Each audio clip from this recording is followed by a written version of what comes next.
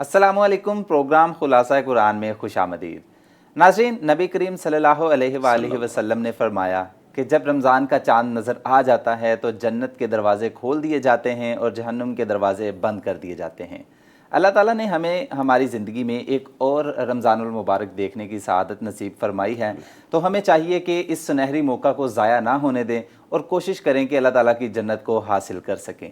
नाज़रीन, रमज़ानुल मुबारक में हमारे प्रोग्राम खुलासा कुरान में हम रोज़ाना एक सिपारे का खुलासा आपकी खिदमत में पेश करते हैं।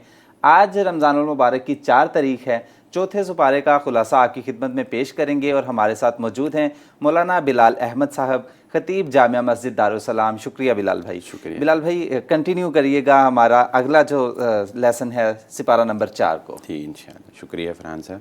अऊज़ु बिल्लाहि मिनश शैतानिर रजीम, बिस्मिल्लाहिर रहमानिर रहीम। लन तनालुल बिर्रा हत्ता तुनफिकू मिम्मा तुहिब्बून वमा तुनफिकू मिन शैइन फ़इन्नल्लाह बिही अलीम। नाज़रीन इकराम, सूरह आले इमरान ही चौथे सिपारे में अभी जारी है और ये जो पहली आयत है ये कमाल दर्जे की अपने आप को आज़माने के लिए, अपने ईमान को आज़माने के लिए ये कमाल दर्जे की कसौटी है। लन तनालुल बिर्रा हत्ता तुनफिकू मिम्मा तुहिब्बून। अल्लाह रब्बुल इज़्ज़त फरमाते हैं हरगिज़ हरगिज़ तुम नेकी को नहीं पा सकते। मत समझो कि तुम बड़े नेक हो, बड़े पारसा हो, बड़े अच्छे हो अगर तुम ये काम नहीं कर सकते तो। और वो काम क्या है? तुनफिकू मिम्मा तुहिब्बून, कि तुम अल्लाह के रास्ते में वो चीज़ खर्च करो, वो माल खर्च करो जो तुम्हारा पसंदीदा माल है। नाज़रीन इकराम, ये काम बहुत मुश्किल है। हमने तो अगर किसी को तोहफ़ा भी देना हो तो हम कोशिश करते हैं कि सस्ती चीज़ जो है वो तोहफ़े में दी जाए, ऐसी चीज़ दी जाए जिससे एक फॉर्मेलिटी जो है वो पूरी हो जाए। जबकि मैं अक्सर ये कहा करता हूँ कि इंसान को जब भी किसी को तोहफ़ा देना हो तो उसे घटिया चीज़ नहीं देनी चाहिए, हमेशा अच्छी चीज़ देनी चाहिए। इसलिए कि नबी सल्लल्लाहु अलैहि वसल्लम ने इरशाद फरमाया, मोमिन की निशानी ये है, मोमिन वो होता है कि जो अपने भाई के लिए वही चीज़ पसंद करता है जो वो अपने लिए पसंद करता है। बहुत मुश्किल काम है फरहान भाई, ये बहुत मुश्किल काम है कि इंसान अपनी पसंदीदा चीज़ जो है वो अल्लाह के रास्ते के अंदर खर्च कर दे। लेकिन मैं यहाँ पर फिर वही बात कहूँगा कि हमारे तख़य्युल से भी फ़ज़ूतर है जो सहाबा इकराम ने इताअत की मिसालें रकम की हैं। जब ये आयत नाज़िल हुई, हज़रत अबू तलहा रज़ियल्लाहु तआला अन्हु नबी सल्लल्लाहु अलैहि वसल्लम को फरमाने लगे, अल्लाह के नबी सल्लल्लाहु अलैहि वसल्लम, मुझे अपने सारे माल में से बैरुहा का जो बाग है वो मुझे बड़ा ही पसंद है। नबी सल्लल्लाहु अलैहि वसल्लम ने भी फरमाया, वाह वाह, वो तो क्या माल है, यानी वो एक प्रॉपर्टी है जो एक माने रखती है। तो वो सहाबी रसूल ये सल्लल्लाहु अलैहि वसल्लम ये कहते हैं कि मैं इस आयत पर अमल करते हुए उस बाग को अल्लाह के रास्ते में वक़फ़ करता हूँ। ये बहुत कमाल की बात है नाज़रीन इकराम। तो ये आदत बना लीजिए, ये नहीं है कि जब भी आपने खर्च करना है तो पसंदीदा दूसरा भी खर्च करें, लेकिन ये नहीं होना चाहिए कि अपने पुराने कपड़े ही दिए जाएं हमेशा और घटिया माल जो है वो दिया जाए और तोहफ़ा देने में हमेशा जो है वो घटिया चीज़ का इंतखाब किया जाए। नहीं, बल्कि अपनी पसंदीदा चीज़ें, अपनी महबूब चीज़ें, वो चीज़ें जो आपको, आपके दिल को जो है वो अपनी तरफ खींचती हैं, उन चीज़ों को अल्लाह के रास्ते में ख़र्च करने की आदत बनानी चाहिए। अगर ये हिम्मत और हौसला आप में नहीं है तो फिर मत समझें कि आप कोई बड़ी नेकी कर रहे हैं। आगे जो आयत है ये उम्मत मुस्लिमा के हवाले से एक बड़ी ही जामे आयत है और हमारी जो अब मौजूदा हालत ज़ार है उसकी निशानदही करती है। फरमाया, वअतसिमू बिहब्लिल्लाहि जमीअन वला तफर्रकू। वअतसिमू बिहब्लिल्लाहि जमीअन, ए मुसलमानों सारे के सारे इकट्ठे होकर अल्लाह की रस्सी को मजबूती से थाम लो। वला तफर्रकू, और आपस में फ़िरके फ़िरके ना बन जाओ। अल्लाह की रस्सी क्या है? अल्लाह की रस्सी अल्लाह का दीन है। अल्लाह की रस्सी ये कुरान मजीद फ़ुरक़ान हमीद है। मुसलमानों को ये तलकीन की जा रही है कि आपस में ग्रोह बंदी ना कायम कर लो और अल्लाह की रस्सी इस कुरान को मजबूती से थाम लो। नाज़रीन इकराम, मैं यहाँ पर ये वजाहत करता चलूँ कि बाहमी राय के इख्तिलाफ से ग्रोह नहीं बनता। इख्तलाफ हो जाना, राय का इख्तलाफ हो जाना, समझ का इख्तलाफ हो जाना, ये एक फ़ितरी चीज़ है। اور یہ اختلاف صحابہ اکرام کے درمیان بھی موجود تھا، صحابہ بھی مسائل میں ایک دوسرے سے اختلاف کر جایا کرتے تھے، وہ کہتے تھے، یہ وقت قلیل ہے وگرنہ میں آپ کو مثالوں سے سمجھا دیتا، مختصر یہ کہ اختلاف کسی مسئلے کے سمجھنے میں ہو جانا یہ فرقہ کا جنم نہیں دیتا، صحابہ میں کوئی فرقہ نہیں تھا لیکن ان کے مابین مسائل میں اختلاف تھا۔ فرقہ کب بنتا ہے؟ جب انسان شخصیت پرستی کی طرف آ جاتا ہے۔ یہ جتنے ائمہ اکرام ہیں ہمارے، امام ابو حنیفہ، امام شافعی، امام مالک، امام احمد ابن حنبل، ان کی موجودگی میں انہوں نے فرقے نہیں بنائے، لیکن فرقہ کب بنا؟ جب لوگوں نے شخصیت پرستی کی اور کہا کہ میرے بڑے کی بات، میرے امام کی بات، میرے پیر کی بات ہی صحیح ہے، باقی سارے غلط، اور حتیٰ کہ اگر میرے بڑے کی بات قرآن و حدیث کے خلاف بھی ہوگی تو میں ان کو تو کسی طریقے سے تعویل کر کے یا معنی کر کے پیچھے کر سکتا ہوں، اپنے بڑے کی بات جو ہے وہ میں نہیں چھوڑ سکتا۔ ناظرین اکرام، یہ وہ ظلم ہے جو فرقہ واریت کو جنم دیتا ہے۔ تو اگر بنیاد قرآن و سنت رہے، بنیاد قرآن و سنت رہے اور بعد میں اختلافات ہوتے رہیں تو انشاءاللہ فرقے نہیں بنتے۔ ہمیں اپنے آپ کو اس وقت فرقہ بندی سے بچا کر اللہ کے دین پر، قرآن و سنت پر لے کر آنا ہے اور مسلمانوں کو اکٹھا ہونا ہے۔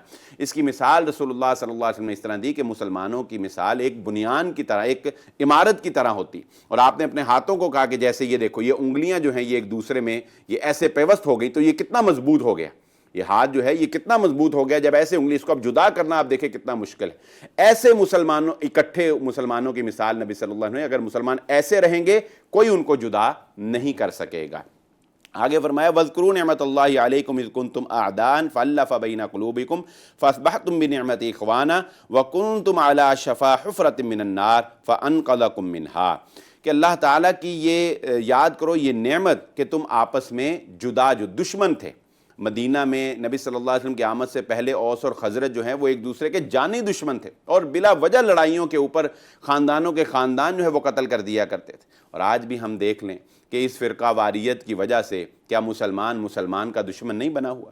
فرحان صاحب، آپ اگر سروے کریں تو مسلمانوں نے مسلمانوں کی جانیں زیادہ لی، یہ ماضی قریب میں آپ دیکھیں تو کلمہ گو جو ہے یاد رکھ لیں، لا الہ الا اللہ محمد رسول اللہ جس نے پڑھ لیا، آپ کے لیے یہ حلال نہیں ہے کہ آپ اس کو قتل کریں، آپ اس کی جان لیں یا آپ اس کے اوپر کوئی ظلم ڈھائیں، وہ کلمہ گو۔ اس چیز کو اب کے معاشرے میں نہیں دیکھا جا رہا، بس یہی ہماری جو ہے نا یہ زبوں حالی کی وجہ ہے۔ جی۔ تو ناظرین اکرام، یہ آیت جو ہے یہ موجودہ دور میں بہت سمجھنے کی اور اس کو بہت جو ہے وہ امپلیمنٹ کرنے کی ضرورت ہے۔ تو اللہ رب العزت نے فرمایا کہ پھر محمد صلی اللہ علیہ وسلم وہ شخصیت ہیں کہ اللہ نے ان کو مدینہ میں بھیج کر تمہارے درمیان الفت کو قائم کر دیا، تمہارے درمیان محبت کو قائم کر دیا۔ تم ایک آگ کے گڑھے کے کنارے پر تھے، یعنی یہ باہمی لڑائی، یہ تو آگ کا گڑھا ہے، اس کے اندر تمہیں جو ہے وہ گرنے والے تھے، لیکن اللہ رب العزت نے تمہیں ملا دیا۔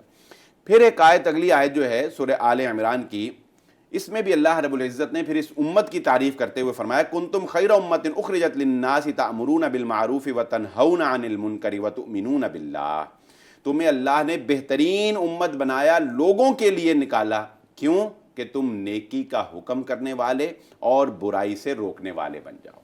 ناظرین اکرام، نیکی کا حکم کرنا، معروف سے مراد ہر وہ کام جسے معاشرے میں اچھا سمجھا جاتا ہے، اور برائی سے روکنا یہ مسلمان کا وتیرہ ہے۔ میں نبی صلی اللہ علیہ وآلہ وسلم کی احادیث سے آپ کو ایک مثال دیتا ہوں۔ نبی صلی اللہ علیہ وسلم کی احادیث کی 3 قسمیں ہیں۔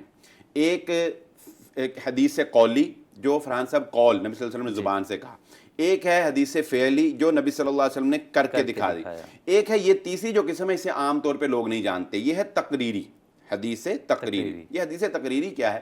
یہ ہے کہ کوئی کام نبی صلی اللہ علیہ وآلہ وسلم کے سامنے پیش آیا اور نبی صلی اللہ علیہ وآلہ وسلم نے اس پر خاموشی اختیار کی، اس سے منع نہیں کیا، وہ کام بھی دین بن گیا۔ ٹھیک ہے، کیوں؟ اس کے پیچھے لاجک کیا ہے؟ لاجک یہ ہے کہ نبی صلی اللہ علیہ وسلم کے لیے یہ ممکن نہیں ہے کہ ان کے سامنے کوئی خلاف دین کام ہو اور آپ خاموشی اختیار کر جائیں، یہ ممکن نہیں ہے۔ بلال بھائی کوئی ایگزامپل دے دیں، کوئی ایک ایسا کام جس پہ نبی کریم صلی اللہ علیہ وسلم نے خاموشی اختیار کی ہو۔ جی میں ایگزامپل بھی دے دیتا ہوں ناظرین۔ مثال کے طور پہ ناظرین اکرام، نبی صلی اللہ علیہ وآلہ وسلم کے سامنے فجر کی نماز پڑھا کر جب آپ نے سلام پھیرا تو اسی وقت فرائض کے بعد ہی ایک شخص جو ہے وہ کھڑا ہوا اور کھڑے ہو کر اس نے 2 رکعت پڑھنا شروع کر دی، جبکہ ہم یہ جانتے ہیں کہ نبی صلی اللہ علیہ وسلم نے فرائض کے بعد نوافل پڑھنے سے منع کیا ہے۔ جب اس نے سلام پھیرا تو نبی صلی اللہ علیہ وآلہ وسلم نے پوچھا کہ تم نے یہ کیا پڑھا، کیوں یہ 2 رکعت پڑھی؟ اس نے کہا جی میری 2 سنتیں رہ گئی تھیں جو میں نے پہلے پڑھتے ہیں فجر سے، وہ میں نے بعد میں پڑھی،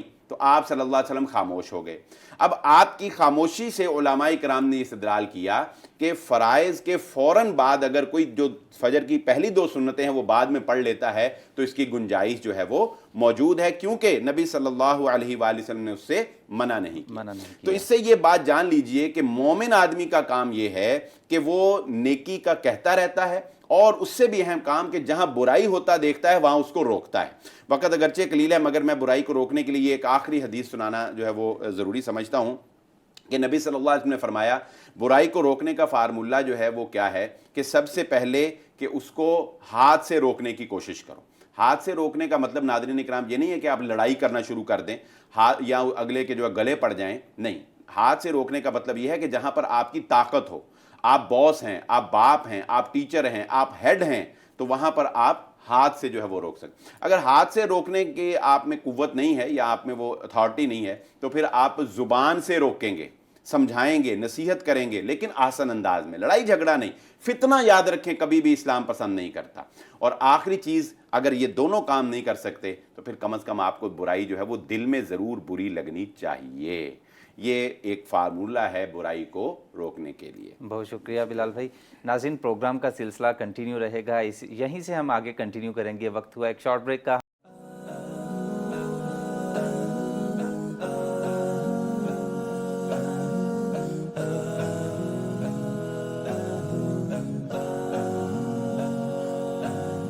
ویلکم بیک آفٹر بریک۔ ناظرین، دین اسلام اتنا خوبصورت دین ہے کہ اس میں اگر کسی برائی کو روکنا ہے تو بھی فتنے میں پڑنے کی اجازت نہیں ہے۔ احسن طریقے سے برائی کو روکنے کے طریقہ کار وہ بھی دین اسلام نے بتائے ہیں، اس کے اکارڈنگ چلنا چاہیے ہمیں مسلمانوں کو۔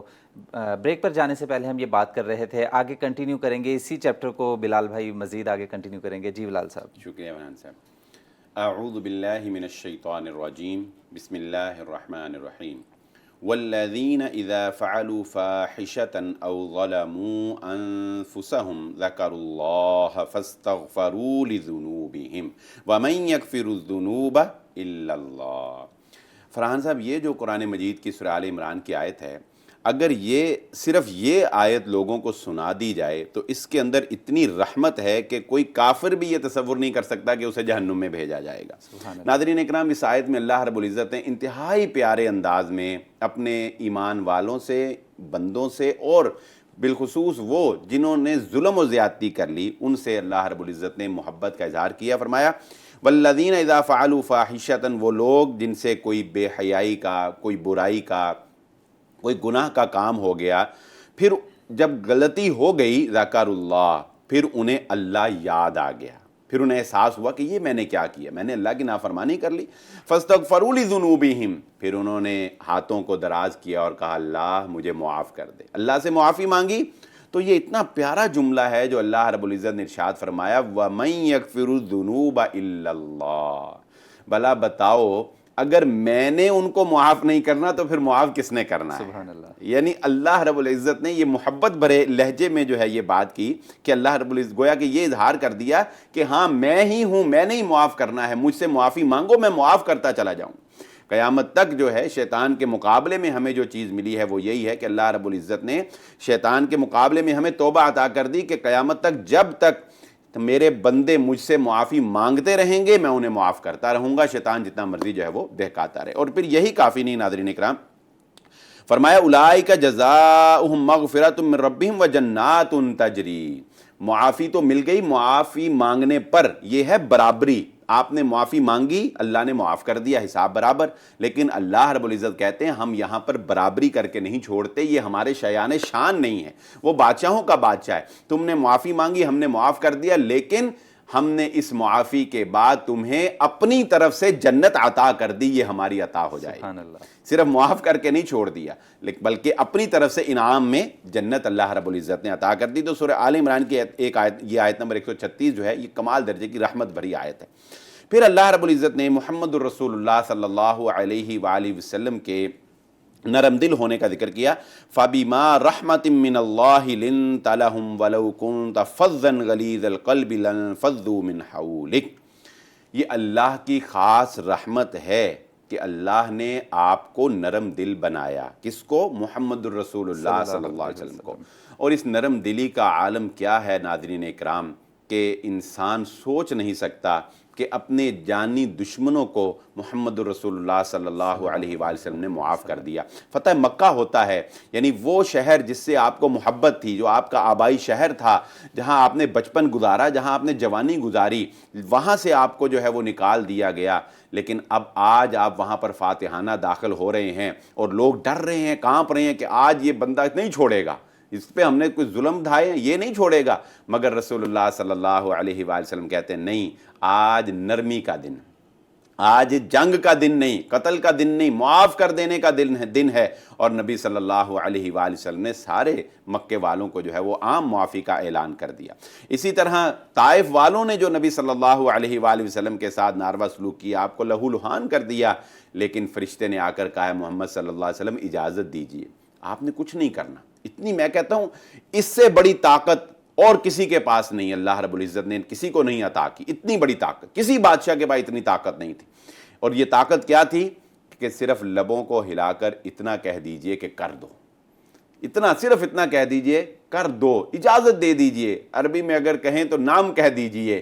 تو اللہ رب العزت، فرشتہ کہتا ہے کہ میں ان دو پہاڑوں کو ایسے ملا دوں گا اور دنیا میں کبھی کوئی جان بھی نہیں سکے گا کہ طائف نام کی بستی بھی کوئی ہوا کرتی تھی. مگر نبی صلی اللہ علیہ وآلہ وسلم نے ان کو بھی معاف کر دیا. ناظرین اکرام، یہ ایک لیڈر کی پہچان ہے. آپ فحش گو نہیں تھے، آپ نے کبھی کسی کے ساتھ بدتمیزی نہیں کی، آپ نے اپنی ذات کے لیے کبھی کسی سے انتقام نہیں لیا. حضرت انس رضی اللہ تعالیٰ عنہ نے 10 سال نبی صلی اللہ علیہ وآلہ وسلم کی خدمت کی. وہ گواہی دیتے ہیں کہ نبی صلی اللہ علیہ وآلہ وسلم نے کبھی مجھے یہ نہیں کہا انس تمہیں میں نے یہ کام کہا تھا کیوں نہیں کیا. اس قدر نرم دل نبی صلی اللہ علیہ وآلہ وسلم، اور یہ اللہ کی رحمت تھی کہ آپ کو نرم دل بنایا گیا.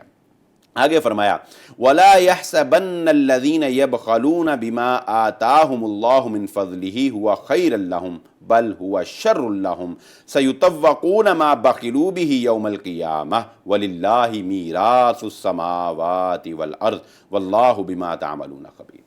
ہرگز تم یہ گمان نہ کرو کہ جو تم بخیلی کرتے ہو اس میں سے جو اللہ نے اپنے فضل اور اپنی رحمت سے تمہیں رزق عطا کیا ہے یہ تمہارے لیے بہت بہتر ہے. نہیں، بخیلی جو ہے یہ اللہ رب العزت کو سخت ناپسندیدہ عمل ہے. اور میں یہاں یہ بات بیان کرتا چلوں، فرحان صاحب، اکثر لوگ جو ہیں وہ خرچ کرنے کے باوجود بخیل ہوتے ہیں. وہ یہ سمجھنا بڑی، اس کی جو سینس ہے بخیلی کی، وہ سمجھنا بڑی ضروری بات. اور وہ ناظرین کرام کیا ہے، بخیل کون ہوتا ہے؟ جو اللہ کے احکامات کے مطابق ضرورت کی جگہ پر خرچ نہیں کرتا. مثال کے طور پہ ایک شخص کے ماں باپ بوڑھے ہیں، ضرورت مند ہیں خدمت کے، مال کے، لیکن وہ شخص جو ہے ان کو صحیح طرح سے میڈیسن بھی لا کر نہیں دیتا. اور پتہ کیا چلتا ہے کہ رات کو دوستوں میں گیا تو ہزاروں روپے کی دعوت دوستوں کو کھلا دی، ہزاروں روپے کے تحائف جو ہیں وہ دوستوں کو دے دیے. یہ کیا ہے؟ اب لوگ کہیں گے، لوگ تو نہیں کہیں گے کہ وہ بخیل ہے، بھائی بڑا سخی ہے، دعوتیں کھلاتا پھرتا ہے. اللہ کی نظر میں وہ بخیل ہے. کیوں؟ کیونکہ اس نے اپنی خواہش نفس کے مطابق مال خرچ کیا، اللہ کے حکم کے مطابق خرچ نہیں کیا. اللہ کے حکم کے مطابق خرچ کرنا یہ تھا کہ جو گھر میں ماں باپ پڑے ہوئے ہیں ان کے اوپر خرچ کیا جاتا، جو قریبی رشتہ دار مستحق ہیں ان کے اوپر خرچ کیا جاتا، اور اس کے بعد جو بھی اضافی ہو وہ انسان اپنی ضروریات یا اپنی خواہش کے مطابق بھی خرچ کرے. لیکن ضرورت کے وقت جو ہے وہ خرچ کرنا، یہ دراصل جو ہے سخاوت ہے، اور انسان نے کون سا اپنے دیے میں سے دینا ہوتا ہے. نبی صلی اللہ علیہ وآلہ وسلم نے فرمایا، یہ بڑی پیاری بات ہے، کہ جن کو اللہ نے رزق دیا ہے وہ دراصل سپلائر ہیں، وہ سپلائر ہیں. اگر وہ سپلائی روک دیتے ہیں تو وہ ان کو، سپلائر کو پھر درمیان سے ہٹا دیا جائے گا. نبی صلی اللہ علیہ وسلم نے فرمایا کہ اللہ رب العزت نے اپنے بہت سے بندوں کو لوگوں میں رزق تقسیم کرنے کے لیے رزق دیا ہوتا ہے. ایک کو اللہ نے دیا، وہ آگے 10 خاندانوں کو دے رہا ہے.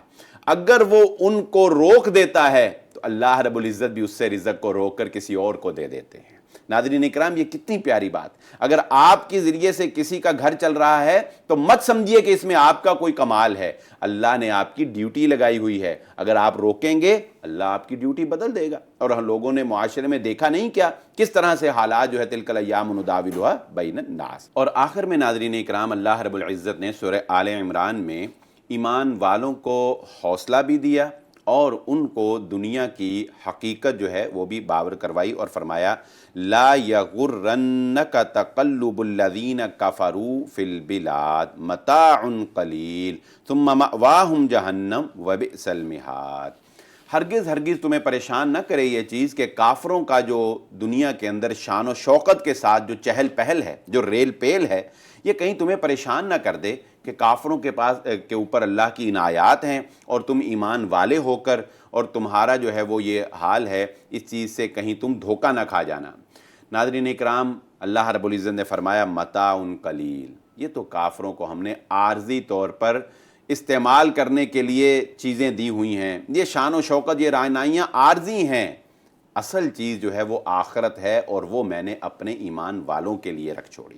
یہاں پر وہ حدیث جو ہے وہ ہمیں یاد رکھنی چاہیے، کائنات کے امام میرے اور آپ کے نبی جناب محمد الرسول اللہ صلی اللہ علیہ وآلہ وسلم کی ہستی، کہ جو اگر اللہ رب العزت سے دعا کرتے تو اللہ ان کے کہنے پر احد پہاڑ کو سونا بنا دیتا، اللہ تعالیٰ ہیرے جواہرات کی نہریں جو ہیں وہ ان کے لیے جاری کر دیتا۔ ایسی شخصیت اور ایسا ان کے ساتھ اللہ رب العزت کا ایک تعلق تھا۔ لیکن حضرت عمر ابن خطاب رضی اللہ تعالیٰ عنہ ایک دفعہ نبی صلی اللہ علیہ وآلہ وسلم کے پاس تشریف لاتے ہیں، آپ کھجور کی بنی ہوئی چارپائی کے اوپر لیٹے ہوئے ہیں اور نبی صلی اللہ علیہ وآلہ وسلم کے جسم اطہر میں اس کھجور کی جو شاخ ہیں، آپ دیکھیں کہ اگر آپ چارپائی پر بغیر بستر کے زیادہ دیر لیٹیں تو جسم میں اس کے نشانات جو ہیں وہ لگ جاتے ہیں، تو نبی صلی اللہ علیہ وسلم کے شانہ مبارک پر اس کھجور کے نشان جو ہیں وہ موجود ہیں۔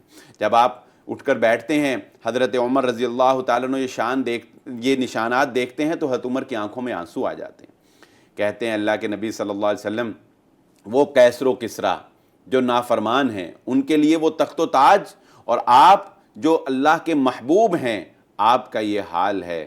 نبی صلی اللہ علیہ وآلہ وسلم فرماتے ہیں عمر، کیا تو اس بات پہ راضی نہیں ہے کہ اللہ نے ان کے لیے دنیا رکھ چھوڑی ہے اور ہمارے لیے اللہ رب العزت نے آخرت میں جنت کو رکھ چھوڑا ہے، وہ جنت جس کی خوشبو میلوں سے آئے گی لیکن کوئی کافر اس کی خوشبو بھی نہیں پا سکے گا۔ ناظرین اکرام، دوسروں کے جاہ و جلال کی طرف دیکھ کر جو اللہ نے عارضی اور حرام ان کے لیے جو ہے وہ راہیں کھول دی ہیں، اس کو دیکھ کر انسان کو کبھی بھی ناشکری کا پہلو اختیار نہیں کرنا چاہیے۔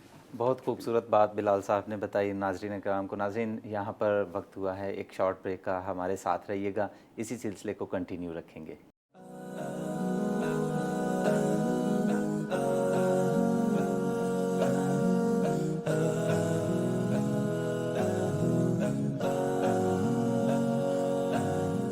بریک کے بعد خوش آمدید ناظرین۔ بریک سے پہلے ہم بات کر رہے تھے جس ٹاپک پہ سورۃ آل عمران تھی اور وہ مکمل ہو چکی ہے۔ پروگرام کے آخری حصے میں آغاز کریں گے سورۃ النساء کا۔ بلال بھائی سے ریکویسٹ کرتے ہیں وہ اس کو کنٹینیو کریں۔ جی بلال صاحب۔ شکریہ فرحان صاحب۔ اعوذ باللہ من الشیطان الرجیم، بسم اللہ الرحمن الرحیم۔ یا ایہا الناس اتقوا ربکم الذی خلقکم من نفس واحدۃ وخلق منها زوجها وبث منہما رجالا کثیرا ونساء۔ ناظرین اکرام، سورۃ النساء جو ہے یہ دراصل جو ہمارا معاشرتی نظام ہے، جو ہمارا ایک خاندانی نظام ہے، اس کے جو اصول و ضوابط اور جو قواعد و ضوابط ہیں وہ سورۃ النساء کے اندر جو ہے وہ بیان کیے گئے ہیں۔ فرحان صاحب، یہاں دلچسپ بات یہ ہے کہ عورتیں اپنے حقوق کی بات کرتی ہیں تو قرآن مجید میں ایک پوری سورت سورۃ النساء، نساء عورتوں کو کہتے ہیں، تو یہ پوری سورت جو ہے وہ سورۃ النساء اللہ رب العزت نے نام رکھ دی ہے، اور پورے قرآن میں کوئی مردوں کے لیے صورت نہیں ہے، کوئی سورۃ الرجال جو ہے وہ نہیں ہے۔ لیکن یہ بہرحال یہ صورت عورتوں، برے صغیر کی عورتوں پر تھوڑی بھاری بھی ہے، کیونکہ اسی صورت میں اللہ رب العزت نے مرد کو 4 شادیوں کی اجازت دی ہے۔ تو ناظرین کرام، دیکھتے ہیں اللہ رب العزت نے فرمایا کہ یا ایھا الناس اتقوا ربکم الذی خلقکم من نفس واحدہ، اے لوگو، اے انسانوں، اللہ کے لیے، اپنے رب کے لیے تقوی اختیار کرو۔ تقوی، پرہیزگاری کیا ہے ناظرین کرام، اس پر تو ایک تفصیلی گفتگو کی جا سکتی ہے، مگر میں عبد القادر جیلانی رحمہ اللہ تعالی، جو بغداد کے پیران پیر کے نام سے لوگ ان کو جو ہے وہ جانتے ہیں، تو میں ان کی ایک بہت ہی جامع تعریف جو تقوی کے حوالے سے وہ آپ کے سامنے گوش گزار کرتا ہوں۔ وہ فرماتے ہیں کہ تقوی کیا ہے؟ لو جعل ما فی قلبک علی طست وہ کہتے ہیں کہ تقوی یہ ہے، تقوی جو ہے وہ باطن کی اصلاح کا نام ہے، ظاہر کی نہیں، تقوی آپ کے دل میں ہوتا ہے۔ تو وہ کہتے ہیں کہ تقوی یہ ہے کہ تمہارے دل میں جو کچھ بھی ہے اس کو نکال کر ایک تھال کے اوپر سجا دیا جائے، رکھ دیا جائے، فیطاف بھی، پھر اس تھال کو فی سوق، بازار میں جو ہے وہ پھرایا جائے، اس تھال کو لے کر لوگوں کو دکھایا جائے، بازار میں لے کر جایا جائے، اور تمہیں بالکل اس بات پر کوئی شرم اور عار محسوس نہ ہو کہ کوئی بات نہیں، تمہارا وہ تھال جو ہے وہ لوگوں کو دکھا دیا جائے تو تم سمجھ لو کہ تم متقی ہو۔ لیکن اگر تم یہ پسند نہ کرو اور تمہیں شرم آئے کہ تمہارا وہ تھال جو ہے لوگوں کو دکھایا جائے تو سمجھ لو کہ تمہارے اندر تقوی نام کی چیز جو ہے وہ نہیں ہے۔ اس فارمولے پر ہمیں اپنے دل کا تجزیہ کر لینا چاہیے کہ آیا ہمارے اندر پرہیزگاری اور تقوی ہے یا کہ نہیں ہے۔ آگے پھر اللہ رب العزت نے سورۃ النساء میں یتیموں کے بارے میں، یتیم ناظرین کرام کسے کہتے ہیں میں اس کی بھی وضاحت کر دوں، وہ بچہ کہ جو بلوغت سے پہلے، بالغ ہونے سے پہلے جس بچے کا والد باپ جو ہے وہ فوت ہو جائے اسے شریعت میں یتیم کہا گیا ہے، اور یتیموں کے ساتھ حسن سلوک کی بہت ترغیب دی گئی ہے۔ فرمایا وَآتُوا الْيَتَامَىٰ أَمْوَالَهُمْ وَلَا تَتَبَدَّلُوا الْخَبِيثَ بِالطَّيِّبِ وَلَا تَأْكُلُوا أَمْوَالَهُمْ إِلَىٰ أَمْوَالِكُمْ، یتیموں کو ان کا مال، ان کا حق دے دو، اور خبیث برے مال کو اچھے مال کے ساتھ مت تبدیل کرو۔ یعنی کوئی بچہ یتیم ہو گیا اور اس کی پراپرٹی، اس کے حصے میں کوئی اچھی جگہ تھی، تم اپنی بری جگہ جو ہے وہ اس کے کھاتے ڈال دو اور اس کی اچھی جگہ جو ہے وہ قبضہ کر لو، نہیں۔ یتیموں کے مال کے بارے میں اللہ سے ڈرو، جو یتیموں کا مال کھاتا ہے وہ اپنے پیٹ میں آگ بھر رہا ہے، اور اس کی فضیلت اتنی ہے کہ رسول اللہ صلی اللہ علیہ وآلہ وسلم نے ارشاد فرمایا کہ یتیم کی کفالت کرنے والا، یتیم کی سرپرستی کرنے والا، اس کے اوپر دست شفقت رکھنے والا، وہ قیامت والے دن جنت میں میرے ساتھ ایسے ہوگا جیسے یہ دو انگلیاں، جیسے یہ دو انگلیاں ایسے ایک دوسرے کے ساتھ کتنی ملی ہوئی ہیں جب ہم ان کو ایسے کرتے ہیں۔ رسول اللہ صلی اللہ علیہ وآلہ وسلم نے فرمایا کہ یتیم کی کفالت کرنے والا جنت میں میرے ساتھ ایسے ہوگا۔ اگلی جو آیت ہے ناظرین اکرام، اللہ رب العزت نے مردوں کو یہ اجازت دی ہے کہ وہ مثنیٰ و ثلاث و رباع فَإِنْ خِفْتُمْ أَلَّا تَعْدِلُوا فَوَاحِدَةً، کہ مردوں کو اللہ رب العزت نے اجازت دی ہے کہ فَانْكِحُوا مَا طَابَ لَكُم مِّنَ النِّسَاء، تم جو عورتیں تمہیں پسند آتی ہیں، یعنی رشتہ کرنے کا جو اصول و ضوابط ہے، جہاں تمہاری سیٹلمنٹ ہوتی ہے ان عورتوں سے شادی کرو، دو سے کر سکتے ہو، 3 سے کر سکتے ہو، 4 تک سے کر سکتے ہو، لیکن فَإِنْ خِفْتُمْ أَلَّا تَعْدِلُوا، یاد رکھو ایسا نہیں ہے کہ ایک کو جو ہے وہ لٹکا دیا جائے اور ساری محبت اور ساری چاہتے ہیں جو ہیں وہ دوسری کی طرف نچھاور کر دی جائیں، اور اس بیچاری کو پرسان حال نہ اس کا خرچہ پورا کیا جائے نہ اس کا وقت دیا جائے، نہیں، ایسا نہیں۔ عدل کرنا بہت ضروری ہے، ان کے درمیان انصاف کرنا جو ہے وہ بہت ضروری ہے، اور انسان کو اپنی طبیعت کا پتہ ہوتا ہے، اپنے کردار کا پتہ ہوتا ہے، وہ اپنے آپ کو دھوکہ دیتا رہے تو یہ ایک الگ بات ہے۔ ہر انسان جانتا ہے کہ اس کا کردار، اس کی صلاحیتیں، اس کی قوتیں کس حد تک جو ہے وہ اس کا ساتھ دیتی ہیں۔ لہذا فرمایا فَإِنْ خِفْتُمْ أَلَّا تَعْدِلُوا، اگر تمہیں یہ ڈر ہے کہ تم انصاف نہیں کر سکتے تو پھر نا انصافی کی جو بوجھ ہے، نا انصافی کی جو سزا ہے اس کو اپنے اوپر نافذ نہ کرو، فواحدہ، پھر ایک شادی جو ہے اس کے اوپر ہی تمہیں اکتفا کرنا چاہیے، لیکن اگر انصاف کر سکو تو ایک سے زائد کی گنجائش بہرحال موجود ہے۔ پھر آگے چل کر اللہ رب العزت نے سورۃ النساء میں یہاں یہ کنسیپٹ جو ہے یہ بھی کلیئر کرنا ناظرین اکرام بہت ضروری ہے شادی بیاہ کے معاملات کے اندر۔ فرمایا وَإِنْ أَرَدْتُمُ اسْتِبْدَالَ زَوْجٍ مَّكَانَ زَوْجٍ وَآتَيْتُمْ إِحْدَاهُنَّ قِنطَارًا فَلَا تَأْخُذُوا مِنْهُ شَيْئًا۔ ہمارے ہاں جو شادی بیاہ کی تقریبات پر حق مہر کا جو ایک تصور ہے کہ حق مہر جو ہے وہ مقرر کیا جاتا ہے، فرحان صاحب یہ بڑی زیادتی کی بات ہے کہ باقی ساری شادی پر بے بہا خرچ کیا جاتا ہے، اور کس طرح سے ہماری شادیوں میں اسراف اور فضول خرچی ہوتی ہے یہ آپ جانتی ہیں، لیکن جب ناظرین اکرام حق مہر کو متعین کرنے کا وقت آتا ہے تو پوچھا جاتا ہے جی حق مہر، تو کہا جاتا ہے جی شرعی حق مہر رکھ لیں، اور شرعی حق مہر جو اپنی طرف سے ہم نے ایک مقرر کر لیا ہے کہ 32 روپے اور کچھ پیسے، 32.5 روپے، ٹھیک ہے جی، یا 33 روپے کہہ لیں، یہ کوئی حق مہر ہے؟ یہ تو زیادتی ہے عورت کے ساتھ۔ شریعت نے حق مہر کس طرح مقرر کیا ہے یہ آج سمجھ لیجئے۔ اس آیت کی ضمن میں یہ آیت جو ہے سورۃ النساء کی آیت نمبر 20 ہے کہ اللہ رب العزت فرماتے ہیں کہ تم اپنی بیویوں کو ایک خزانہ بھی دے رکھا ہو، فَلَا تَأْخُذُوا مِنْهُ شَيْئًا، تم ان سے واپس نہیں لے سکتے۔ جو تم نے حق مہر بیوی کو دے دیا، اگر تم اسے طلاق دیتے ہو، اگر تم بیوی کی جگہ اور شادی اپنی کرنا چاہتے ہو اور پہلی کو چھوڑنا چاہتے ہو، تو ایسا نہیں ہے کہ اب تم اسے تنگ کرو، اسے جو ہے وہ ذلیل و رسوا کرو، یا اس کو اتنا ستاؤ کہ وہ بیچاری خود جو ہے تم سے خلا کا مطالبہ کر لے تاکہ تم حق مہر جو ہے وہ بچا لو۔ نہیں، خزانہ بھی دیا ہو واپس نہیں لے سکتے۔ اچھا، اس سے اور جو بات سمجھ آئی وہ کیا کہ حق مہر میں عورتوں کو ایک خزانہ بھی دیا جا سکتا ہے، اتنا زیادہ سے زیادہ حق مہر دیا جا سکتا ہے، اور کم سے کم کی بھی کوئی لیمٹ نہیں ہے۔ رسول اللہ صلی اللہ علیہ وآلہ وسلم نے ایک صحابی کی اس بات پر جو ہے وہ نکاح کروا دیا، شادی کروا دی کہ اپنی بیوی کو قرآن مجید کی صورتیں جو ہیں وہ یاد کروا دو، یہی حق مہر ہے۔ یعنی حق مہر کی کم سے کم تعیین بھی نہیں شریعت نے کی اور زیادہ سے زیادہ بھی نہیں۔ ہاں، تو پھر یہ ہوگا کیسے مقرر؟